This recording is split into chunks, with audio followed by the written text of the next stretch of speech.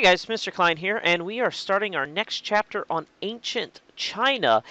This chapter, rather, will go through a series of lessons that will cover most of ancient China up until around the birth of Christ and a little bit afterwards. So we'll go through this step by step. Now, China. Like our last chapter on India, we talked about a place that's really big with a lot of people, and it doesn't get any bigger than China. China is the world's most populous country, over 1.3 billion people. In other words, you could take everybody in the United States, the same population of the United States in China, and take it out. You take out the entire population of the United States, and you'd still have 1 billion people. China has about 4 United States and then some different people in it.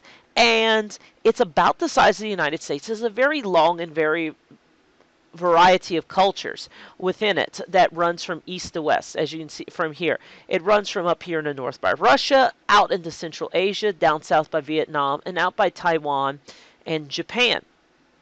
And like I said at the beginning of the chapter on India, this chapter on China is in no way going to do Chinese history justice. It's just so big, so many different people. If you were to find people out here in Western China, they look completely different, actually, than people in Eastern China. And they speak different languages, different religions, different cultures. But what we're going to talk about focus is mainly the Chinese empire and Chinese cultures up here in the north of China.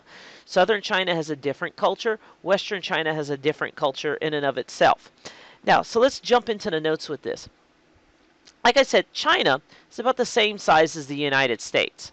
And geography separates people groups within China as separating China from the rest of the world. Some major features of China include the Gobi Desert and the Himalaya Mountains, as well as the western frontier. And if we look at this physical map, satellite imagery of China, this is where we see this. If we look, this is what we call the western frontier. It's got west deserts, and this is Great Basin down here. Then here's the Himalaya Mountains. Yes, that's India right here. And then you have two major rivers, which we'll talk about in a second. And then you have southern China right here. And traditionally, when people think of China, we actually think of the cultures and stuff that live down here. Not so much down here, and most definitely out here out west. Up north is the Gobi Desert, which is one of the driest and coldest deserts on Earth. And like I mentioned, the Himalaya Mountains are here. You have large forests, you have two major rivers, and then you have a large desert basin out here. It's considered the western frontier.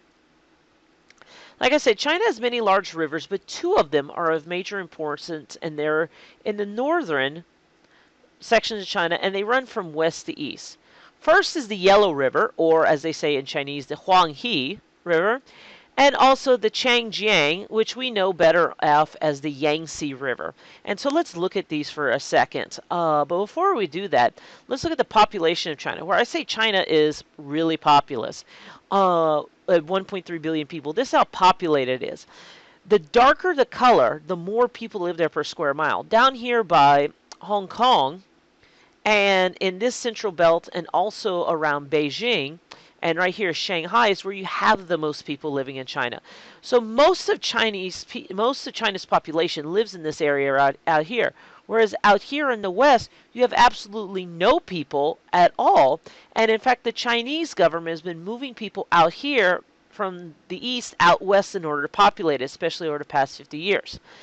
So when we look at China, we know about the capital of Beijing, but let's talk about the two rivers.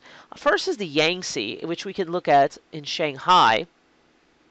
This is huge river right here, and it runs all the way down here up into the mountains. This is where it begins past Chongqing. Stuff it begins out in the mountains out here in the Sichuan province. And Shanghai, of course, is one of the world's major cities, major shipping centers, things like that. And if you've ever seen the Pearl of Asia and some of the taller buildings in China, right here, this is the city that we're talking about, Shanghai. And if you remember from 2008, the Summer Olympics were held in Beijing. Beijing's the capital. It's the historical important center of Chinese culture and things like that. And it's right by the Yellow River, or Huanghe River, right here. And so when we look at the Yellow River, it's considered yellow because of the mud that's laid out on it. That's actually the silt being laid down is actually yellow. And the Yellow River runs continuing through. And by the way, all these are small farms that you see here, farming mainly rice and other crops. But this keeps on going and going through China all the way up here into the mountains where they begin. So if we go into Beijing, that we know the classic capital of Beijing, right here, including the old imperial capital of the Forbidden City, as we can see right here.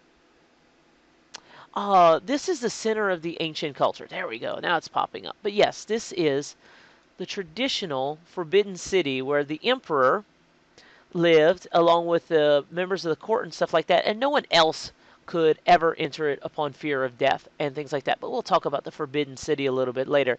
So that's some major cities in the north. And of course, if we go down, we'll see Hong Kong. But the first populations we see in China are actually in this little area about 7,000 BC, near this little community of Nanshuang-tu.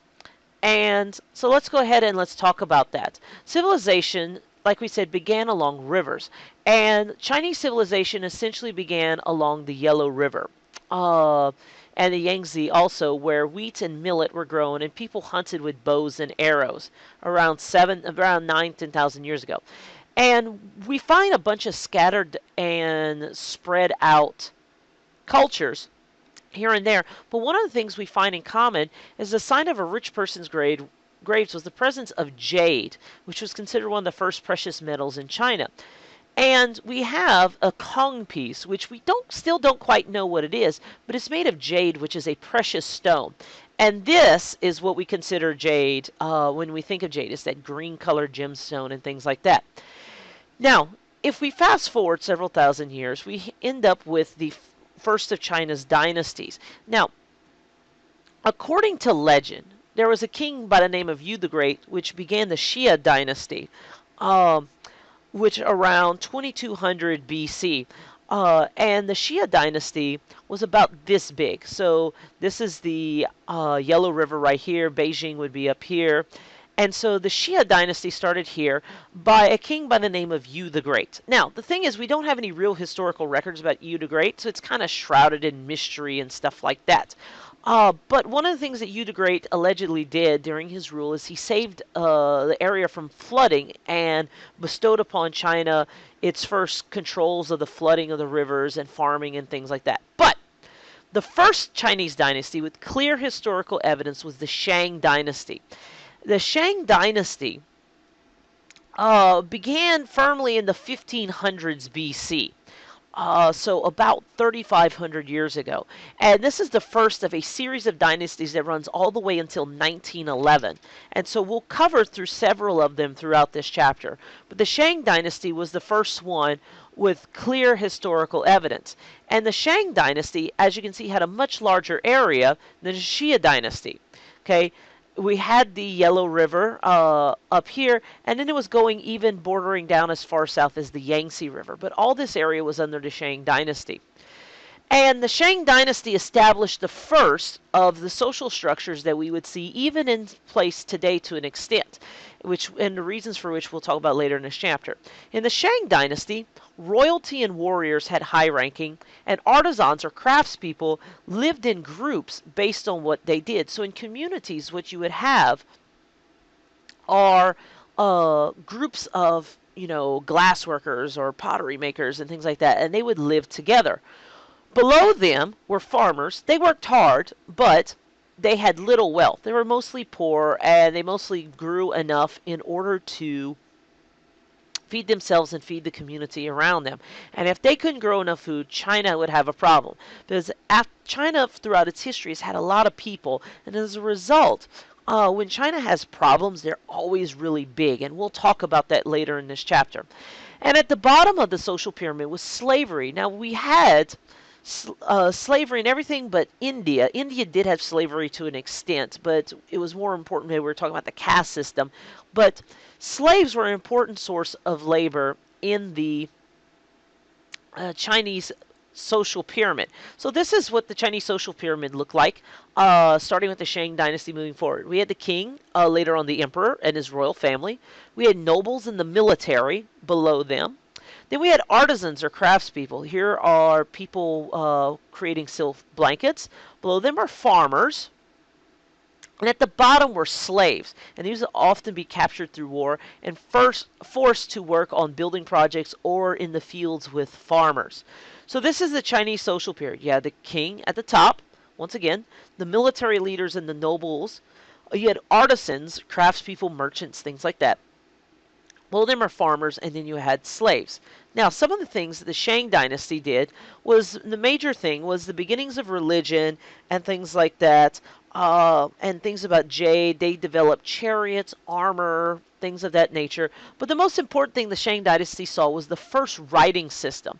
And Chinese writing was kind of like pictographs, a bit like hieroglyphics, but sooner or later it did develop in its own form. And this is on an ox bone, and it was written vertically, and this is where we see the beginnings of Chinese that we'll look forward today. As you can see right here, this is Chinese writing, and it reads from top to bottom.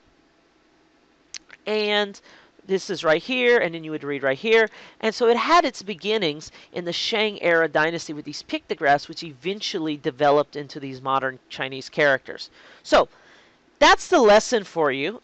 Just to sum up, China is a really, really big country. It's about the size of the United States. It has over 4 times the population of the United States. Has a long and storied history going back 9 to 10,000 years. The 2 major rivers are the Yellow and Yangtze rivers. The Yellow River is up here in the more northern area. Yangtze River is here in the middle. Southern China has a very different culture, as does Western China. The Gobi Desert is also important out here, and here's the Himalaya Mountains.